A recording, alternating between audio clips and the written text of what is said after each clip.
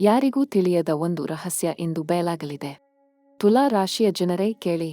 ಈ ಮಾತನ್ನು ಎಲ್ಲರೂ ಕೇಳಬೇಕಿಲ್ಲ, ಆದರೆ ನೀವು ಮಾತ್ರ ಕೇಳಲೇಬೇಕು. ಏಕೆಂದರೆ ಇದು ನಿಮ್ಮ ಜೀವನಕ್ಕೆ ನೇರವಾಗಿ ಸಂಬಂಧಿಸಿದ ಒಂದು ಮಹತ್ವದ ತಿರುವು. ಬ್ರಹ್ಮಾಂಡದ ಒಂದು ಅದ್ಭುತ ನ್ಯಾಯ ಇದೆ. ಅದೆಂದರೆ ಯಾರೋ ಒಬ್ಬರು ಮಾಡಿದ ತಪ್ಪಿನ ಫಲ ನಿಮಗೆ ಲಾಭವಾಗಿ ಬರಲಿದೆ. ಇದು ಕಾಕತಾಳೀಯವಲ್ಲ, ಇದು ವಿಧಿಯ ಆಟ. ಇದು ನಿಮ್ಮ ರಾಶಿಯ ಗ್ರಹಗಳು ಹೇಳುತ್ತಿರುವ ಮಾತು. ತುಲಾ ರಾಶಿ ಯಾವಾಗಲೂ ನ್ಯಾಯದ ರಾಶಿ. ತಕ್ಕಡಿಯ ಚಿಹ್ನೆ ಹೊತ್ತು ನೀವು ಬದುಕಿನಲ್ಲಿ ಯಾವತ್ತೂ ಸಮತೋಲನ ಕಾಯ್ದುಕೊಳ್ಳಲು ಪ್ರಯತ್ನಿಸಿದ್ದೀರಿ. ಇತರರ ತಪ್ಪುಗಳಿಗೂ ಅವರ ಪರ ನಿಂತು ಸಮರ್ಥಿಸಿಕೊಂಡಿದ್ದೀರಿ. ಅನೇಕ ಬಾರಿ ನಿಮ್ಮ ಒಳ್ಳೆಯತನವೇ ನಿಮ್ಮ ದೌರ್ಬಲ್ಯವಾಗಿ ಕಾಣಿಸಿದೆ. ಆದರೆ ಇಂದು ಗ್ರಹಗಳ ಸ್ಥಿತಿ ಬದಲಾಗಿದೆ. ಆಕಾಶದಲ್ಲಿ ಒಂದು ಹೊಸ ಶಕ್ತಿ ಜನ್ಮ ತಾಳಿದೆ. ಅದು ನಿಮ್ಮ ಕಡೆ ತಿರುಗಿದೆ. ನೀವು ತಡೆದುಕೊಂಡ ಪ್ರತಿಯೊಂದು ಅನ್ಯಾಯಕ್ಕೂ, ನೀವು ನುಂಗಿಕೊಂಡ ಪ್ರತಿಯೊಂದು ನೋವಿಗೂ ಈಗ ಉತ್ತರ ಬರಲಿದೆ, ಮತ್ತು ಆ ಉತ್ತರ ಲಾಭದ ರೂಪದಲ್ಲಿ ಬರಲಿದೆ. ಈ ಸಮಯದಲ್ಲಿ ನಿಮ್ಮ ಮನಸ್ಸಿನಲ್ಲಿ ಏನೋ ಒಂದು ಭಾವ ಮೂಡುತ್ತಿದೆ ಅಲ್ಲವೇ? ಏನೋ ಒಂದು ಬದಲಾವಣೆ ಆಗಲಿದೆ ಎನ್ನುವ ಒಳಮಾತು ನಿಮ್ಮ ಆತ್ಮ ಈಗಾಗಲೇ ನಿಮಗೆ ಹೇಳಿದೆ. ನೀವು ಇಲ್ಲಿ ಬಂದು ಇದನ್ನು ಕೇಳುತ್ತಿರುವುದೇ ಆ ಸಂಕೇತ. ಆಕಸ್ಮಿಕವಾಗಿ ಯಾರೂ ಇಲ್ಲಿಗೆ ಬರುವುದಿಲ್ಲ. ವಿಧಿ ನಿಮ್ಮನ್ನು ಇಲ್ಲಿಗೆ ಕರೆದು ತಂದಿದೆ. ತುಲಾ ರಾಶಿಯ ಈ ಕಾಲಘಟ್ಟ ಬಹಳ ಅಪರೂಪದ್ದು. ಗ್ರಹಗಳ ಸಂಚಾರ ಈಗ ಒಂದು ವಿಶಿಷ್ಟ ಸ್ಥಿತಿಯಲ್ಲಿದೆ. ಯಾರೋ ನಿಮ್ಮ ವಿರುದ್ಧ ಮಾಡಿದ ಷಡ್ಯಂತ್ರ, ಯಾರೋ ನಿಮ್ಮ ಅವಕಾಶ ಕಸಿದುಕೊಂಡ ಘಟನೆ, ಯಾರೋ ನಿಮ್ಮನ್ನು ಮೋಸ ಮಾಡಿ ಮುಂದೆ ಹೋದ ಕ್ಷಣ, ಈ ಎಲ್ಲಾ ಘಟನೆಗಳ ಕರ್ಮ ಈಗ ಪ್ರತಿಫಲ ನೀಡಲಿದೆ.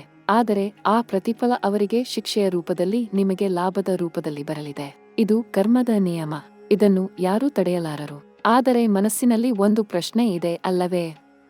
ಈ ಲಾಭ ಯಾವ ರೂಪದಲ್ಲಿ ಬರಲಿದೆ?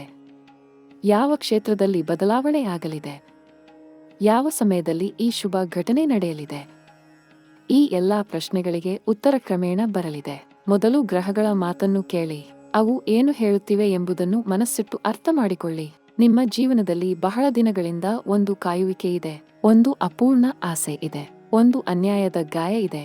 ಆ ಗಾಯಕ್ಕೆ ಇಂದಿನಿಂದ ಈ ಸಮಯದಲ್ಲಿ ತುಲಾ ರಾಶಿಯ ಜಾತಕರಿಗೆ ಆಧ್ಯಾತ್ಮಿಕ ಪರಿಹಾರಗಳು ಮತ್ತು ಕರ್ಮ ಸುಧಾರಣೆಯ ಅಗತ್ಯ ಬಹಳ ಹೆಚ್ಚಾಗಿದೆ. ಗ್ರಹಗಳ ಪ್ರಭಾವವು ನಿಮ್ಮ ಜೀವನದ ಹಾದಿಯನ್ನು ಬದಲಾಯಿಸುತ್ತಿರುವ ಈ ಸಂಧಿಕಾಲದಲ್ಲಿ ನೀವು ಕೆಲವು ವಿಶೇಷ ಕ್ರಮಗಳನ್ನು ತೆಗೆದುಕೊಳ್ಳಬೇಕಾಗಿದೆ. ಮೊದಲನೆಯದಾಗಿ, ಶುಕ್ರವಾರದ ದಿನ ನಿಮ್ಮ ಇಷ್ಟದೇವತೆಗೆ ಬಿಳಿ ಹೂವುಗಳನ್ನು ಅರ್ಪಿಸಿ. ತುಲಾ ರಾಶಿಗೆ ಶುಕ್ರ ಗ್ರಹವು ಅಧಿಪತಿಯಾಗಿರುವ ಕಾರಣ ಶುಕ್ರವಾರದ ಪೂಜೆ ನಿಮ್ಮ ಜೀವನದಲ್ಲಿ ಅದ್ಭುತ ಪರಿಣಾಮ ತರಬಲ್ಲದು. ಬಿಳಿ ಜಾಸ್ಮಿನ್, ಬಿಳಿ ಗುಲಾಬಿ ಅಥವಾ ಮಲ್ಲಿಗೆ ಹೂವುಗಳನ್ನು ದೇವಿಗೆ ಅರ್ಪಿಸಿದಾಗ ಶುಕ್ರನ ಆಶೀರ್ವಾದ ನಿಮ್ಮ ಮೇಲೆ ಇಳಿದು ಬರುತ್ತದೆ. ಸಂಬಂಧಗಳಲ್ಲಿ ಉಂಟಾದ ಬಿರುಕುಗಳು ಮುಚ್ಚಿಕೊಳ್ಳುತ್ತವೆ. ಮನಸ್ಸಿನ ಶಾಂತಿ ಮರಳಿ ಬರುತ್ತದೆ. ಎರಡನೆಯದಾಗಿ, ಪ್ರತಿದಿನ ಬೆಳಿಗ್ಗೆ ಎದ್ದ ತಕ್ಷಣ ಸೂರ್ಯನ ದಿಕ್ಕಿಗೆ ತಿರುಗಿ ನಿಂತು ನಿಮ್ಮ ಕೈ ಜೋಡಿಸಿ ಮನಸ್ಸಿನಲ್ಲಿ ಕೃತಜ್ಞತೆ ಹೇಳಿ. ಈ ಸಣ್ಣ ಅಭ್ಯಾಸ ನಿಮ್ಮ ದಿನವನ್ನು ಧನಾತ್ಮಕ ಶಕ್ತಿಯಿಂದ ತುಂಬಿಸುತ್ತದೆ. ಸೂರ್ಯನ ಕಿರಣಗಳು ನಿಮ್ಮ ದೇಹಕ್ಕೆ ಮತ್ತು ಮನಸ್ಸಿಗೆ ತಗಲುವ ಆ ಕ್ಷಣ ದೈವಿಕ ಶಕ್ತಿ ನಿಮ್ಮನ್ನು ರಕ್ಷಿಸುತ್ತದೆ ಎಂದು ನಂಬಿ.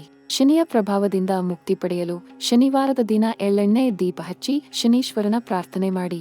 ಶನಿ ಮಹಾತ್ಮೆ ಓದುವುದರಿಂದ ಅಥವಾ ಕೇಳುವುದರಿಂದ ಕರ್ಮ ಶುದ್ಧಿ ಆಗುತ್ತದೆ. ಬಡವರಿಗೆ ಆಹಾರ ದಾನ ಮಾಡುವುದು, ಕಪ್ಪು ಎಳ್ಳು ದಾನ ಮಾಡುವುದು ಶನಿಯ ಕೋಪವನ್ನು ಶಾಂತಗೊಳಿಸುತ್ತದೆ. ನೆನಪಿಡಿ, ಶನಿ ಯಾವತ್ತು ಕರ್ಮಕ್ಕೆ ತಕ್ಕ ಫಲ ಕೊಡುತ್ತಾನೆ. ನೀವು ಒಳ್ಳೆಯ ಕಾರ್ಯಗಳನ್ನು ಮಾಡುತ್ತಿದ್ದರೆ ಶನಿ ನಿಮ್ಮ ಸ್ನೇಹಿತನಾಗಿ ಪರಿಣಮಿಸುತ್ತಾನೆ. ರಾಹು ಕೇತುಗಳ ಕರ್ಮ ಪ್ರಭಾವದಿಂದ ಶಾಂತಿ ಪಡೆಯಲು ದುರ್ಗಾದೇವಿಯ ಆರಾಧನೆ ಮಾಡಿ.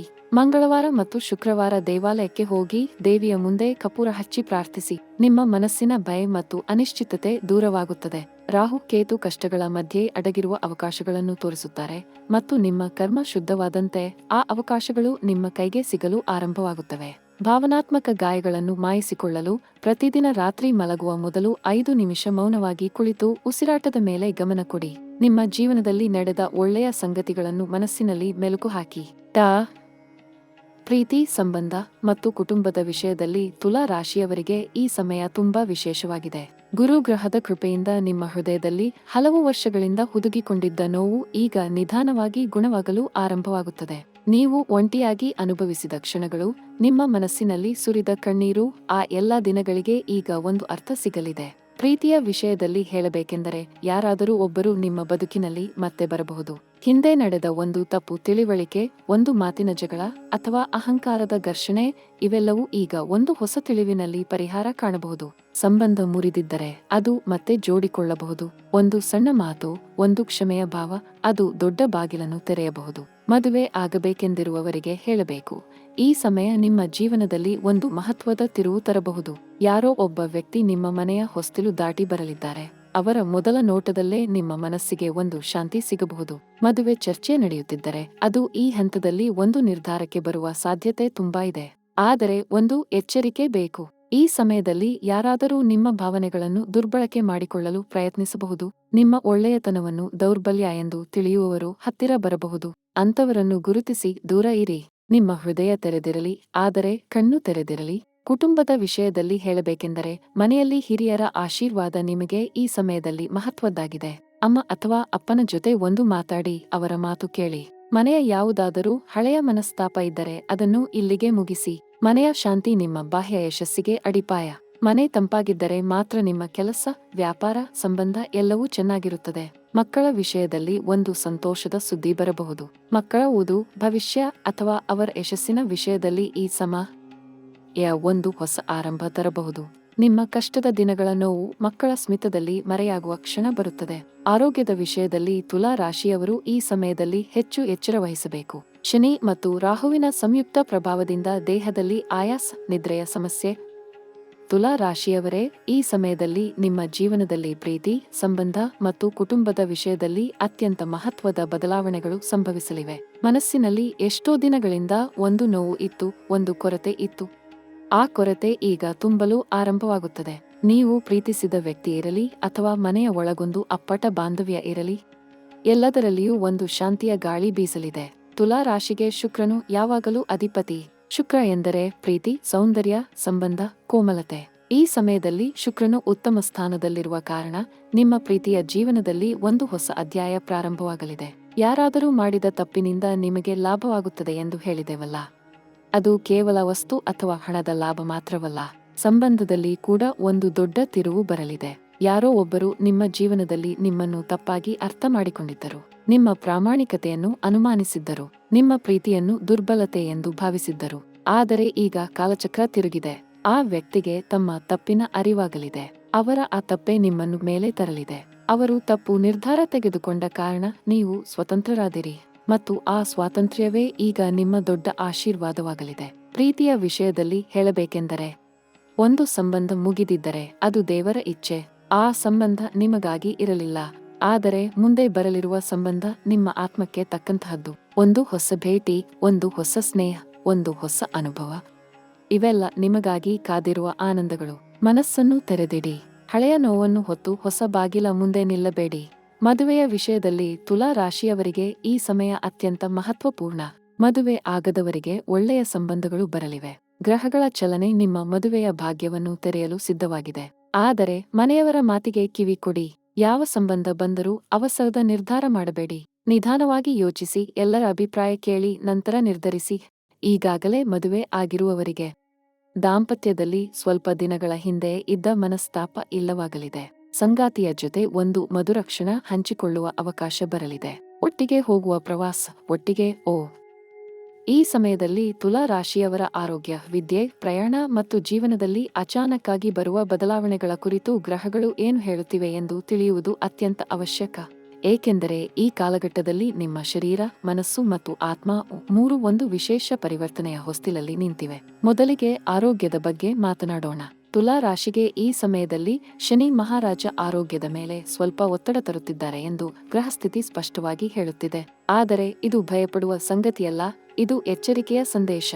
ನಿಮ್ಮ ದೇಹ ನಿಮಗೆ ಸೂಕ್ಷ್ಮ ಸಂಕೇತಗಳನ್ನು ಕಳಿಸುತ್ತಿದೆ. ಆ ಸಂಕೇತಗಳನ್ನು ನೀವು ನಿರ್ಲಕ್ಷಿಸಿದರೆ ಮುಂದೆ ತೊಂದರೆ ಆಗಬಹುದು. ಗಮನ ಕೊಟ್ಟರೆ ನೀವು ಆರೋಗ್ಯವಂತರಾಗಿ ಮುಂದೆ ಸಾಗಬಹುದು. ಬೆನ್ನು ನೋವು, ಮಂಡಿ ನೋವು ಅಥವಾ ಕೀಲು ಸಂಬಂಧಿ ಸಮಸ್ಯೆಗಳು ಈ ಕಾಲದಲ್ಲಿ ಕೆಲವರಿಗೆ ಕಾಣಿಸಿಕೊಳ್ಳಬಹುದು. ಇದು ಶನಿಯ ಪ್ರಭಾವ. ಶನಿ ದೇಹದ ಮೂಳೆ ಮತ್ತು ಕೀಲು ವ್ಯವಸ್ಥೆಯನ್ನು ಆಳುವ ಗ್ರಹ. ಹಾಗಾಗಿ ಈ ಸಮಯದಲ್ಲಿ ನಿಮ್ಮ ಆಹಾರ ಕ್ರಮ, ನಿದ್ರೆ, ನೀರಿನ ಸೇವನೆ ಇವೆಲ್ಲದರ ಬಗ್ಗೆ ವಿಶೇಷ ಕಾಳಜಿ ವಹಿಸಿ. ಬೆಳಗ್ಗೆ ಸೂರ್ಯೋದಯಕ್ಕೆ ಮೊದಲು ಎದ್ದು ಸ್ವಲ್ಪ ವ್ಯಾಯಾಮ ಮಾಡಿ, ತಾಜಾ ಗಾಳಿಯಲ್ಲಿ ಉಸಿರಾಡಿ. ಇದು ನಿಮ್ಮ ದೇಹಕ್ಕೆ ದಿವ್ಯ ಔಷಧ. ಕೆಲವರಿಗೆ ಈ ಸಮಯದಲ್ಲಿ ಮಾನಸಿಕ ಒತ್ತಡ, ನಿದ್ರಾಹೀನತೆ ಅಥವಾ ಅನಗತ್ಯ ಚಿಂತೆ ಕಾಡಬಹುದು. ಮನಸ್ಸು ಅಶಾಂತವಾಗಿ ಭಾಸವಾಗಬಹುದು. ಆದರೆ ಇದು ಶಾಶ್ವತವಲ್ಲ. ರಾಹು ಮನಸ್ಸಿನ ಮೇಲೆ ಸ್ವಲ್ಪ ಅಶಾಂತಿ ತರಬಲ್ಲ, ಆದರೆ ಗುರು ಅದನ್ನು ಸಮತೋಲನಗೊಳಿಸುವ ಶಕ್ತಿಯನ್ನು ಕೊಡುತ್ತಾನೆ. ಪ್ರತಿದಿನ ಮೌನವಾಗಿ ಕೆಲವು ನಿಮಿಷ ಧ್ಯಾನ ಮಾಡಿ. ನಿಮ್ಮ ಇಷ್ಟದೇವರ ಮೂರ್ತಿಯ ಮುಂದೆ ಕುಳಿತು ನಿಮ್ಮ ಮನಸ್ಸನ್ನು ಖಾಲಿ ಮಾಡಿ ದೈವಕ್ಕೆ ಅರ್ಪಿಸಿ ನೋಡಿ ಆ ಶಾಂತಿ ಹೇಗೆ ಒಳಗಿನಿಂದ ಬರುತ್ತದೆ ಎಂದು. ಕಣ್ಣಿನ ಸಮಸ್ಯೆ, ತಲೆನೋವು ಅಥವಾ ರಕ್ತದ ಒತ್ತಡದ ಏರಿಳಿತ ಇವು ಕೆಲವರಿಗೆ ಕಾಣಿಸಿಕೊಳ್ಳಬಹುದು. ಹಾಗಾಗಿ ಈ ಸಮಯದಲ್ಲಿ ತಡರಾತ್ರಿ ಎಚ್ಚರವಿರುವುದನ್ನು ತಪ್ಪಿಸಿ ಮೊಬೈಲ್ ಅಥವಾ ಪರದೆಯ ಮುಂದೆ ಅತಿ ಹೆಚ್ಚು ಸಮಯ ಕಳೆಯುವುದನ್ನು ನಿಯಂತ್ರಿಸಿ. ಪ್ರಕೃತಿಯ ನಡುವೆ ಸ್ವಲ್ಪ ಸಮಯ ಕಳೆಯಿರಿ. ಮರ, ಗಿಡ, ನದಿ, ಬೆಟ್ಟ ಇವು ನಿಮ್ಮ ಆತ್ಮಕ್ಕೆ ನೆಮ್ಮದಿ ನೀಡುತ್ತವೆ. ಆದರೆ ಒಂದು ಮಹತ್ವದ ವಿಷಯ, ಈ ಸಮಯದಲ್ಲಿ ಅನಾರೋಗ್ಯ ಎದುರಾದರೆ ನಿರ್ಲಕ್ಷಿಸಬೇಡಿ. ಸಣ್ಣ ರೋಗ ಲಕ್ಷಣ ಕಂಡರೂ ತಕ್ಷಣ ವೈದ್ಯರನ್ನು ಕಾಣಿ. ಈ ಅದ್ಭುತವಾದ ಕಾಲಘಟ್ಟದಲ್ಲಿ ತುಲಾ ರಾಶಿಯ ಪ್ರಿಯ ಮಿತ್ರರೇ, ನೀವು ಒಂದು ವಿಶೇಷ ದೈವಿಕ ಆಶೀರ್ವಾದದ ಅಡಿಯಲ್ಲಿ ನಡೆಯುತ್ತಿದ್ದೀರಿ ಎಂಬುದನ್ನು ಮನಸ್ಸಿನ ಆಳದಲ್ಲಿ ಅನುಭವಿಸಿ.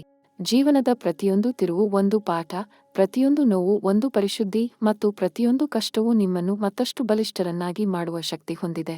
ಇಂದು ನೀವು ಇಲ್ಲಿಯವರೆಗೆ ಸಾಗಿ ಬಂದ ದಾರಿಯನ್ನು ಒಮ್ಮೆ ಹಿಂತಿರುಗಿ ನೋಡಿ. ಅದೆಷ್ಟು ಅಡೆತಡೆಗಳನ್ನು ದಾಟಿ ಬಂದಿದ್ದೀರಿ, ಅದೆಷ್ಟು ಸಂಕಷ್ಟಗಳ ನಡುವೆಯೂ ನಿಮ್ಮ ನಗುವನ್ನು ಕಳೆದುಕೊಳ್ಳದೆ ಮುನ್ನಡೆದಿದ್ದೀರಿ. ಇದು ಸಾಮಾನ್ಯ ಮನುಷ್ಯನ ಶಕ್ತಿಯಲ್ಲ, ಇದು ದೈವಿಕ ಶಕ್ತಿ ನಿಮ್ಮ ಒಳಗೆ ಹುದುಗಿದೆ ಎಂಬ ಪುರಾವೆ. ತುಲಾ ರಾಶಿಯ ಸ್ವಭಾವವೇ ಹಾಗಿದೆ. ನ್ಯಾಯ, ಸಮತೋಲನ ಮತ್ತು ಪ್ರೀತಿ ನಿಮ್ಮ ಆತ್ಮದ ಮೂಲ ಗುಣಗಳು. ನೀವು ಎಂದಿಗೂ ತಪ್ಪಾದ ದಾರಿಯಲ್ಲಿ ನಡೆಯುವ ಮನಸ್ಸು ಇಲ್ಲದವರು. ಇತರರಿಗಾಗಿ ಅತಿಯಾಗಿ ಮಿಡಿಯುವ ಹೃದಯ ನಿಮ್ಮದು.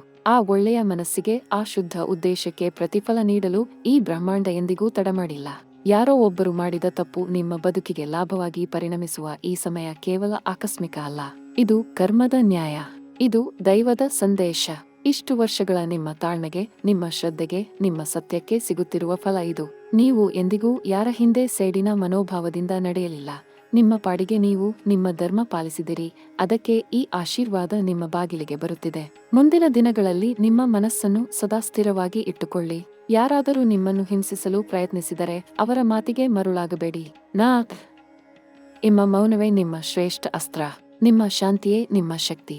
ಗ್ರಹಗಳ ಶಕ್ತಿ ನಿಮ್ಮ ಪರ ಇರುವ ಈ ಸಮಯದಲ್ಲಿ ಯಾವ ಅಡೆತಡೆಯೂ ನಿಮ್ಮನ್ನು ನಿಲ್ಲಿಸಲಾರದು. ನಿಮ್ಮ ಇಷ್ಟದೇವರ ಮೇಲೆ ಅಚಲ ನಂಬಿಕೆ ಇಡಿ. ಪ್ರತಿ ಬೆಳಗ್ಗೆ ಎದ್ದು ಮೊದಲ ಯೋಚನೆ ಕೃತಜ್ಞತೆಯಾಗಿರಲಿ. ನನಗೆ ಇನ್ನೊಂದು ದಿನ ಕೊಟ್ಟ ದೇವರೇ ಧನ್ಯವಾದ ಎಂದು ಮನದಲ್ಲೇ ಹೇಳಿ. ಆ ಒಂದು ಭಾವನೆ ನಿಮ್ಮ ದಿನದ ಶಕ್ತಿಯನ್ನು 10 ಪಟ್ಟು ಹೆಚ್ಚಿಸುತ್ತದೆ. ದೈವ ಸದಾ ನಿಮ್ಮನ್ನು ನೋಡುತ್ತಿದೆ, ನಿಮ್ಮ ಕಣ್ಣೀರು ಎಣಿಸುತ್ತಿದೆ ಮತ್ತು ಸರಿಯಾದ ಸಮಯದಲ್ಲಿ ಸರಿಯಾದ ಫಲ ನೀಡಲು ಸಿದ್ಧವಾಗಿದೆ. ಈ ಸಮಯ ನಿಮ್ಮ ಜೀವನದಲ್ಲಿ ಒಂದು ಹೊಸ ಅಧ್ಯಾಯ.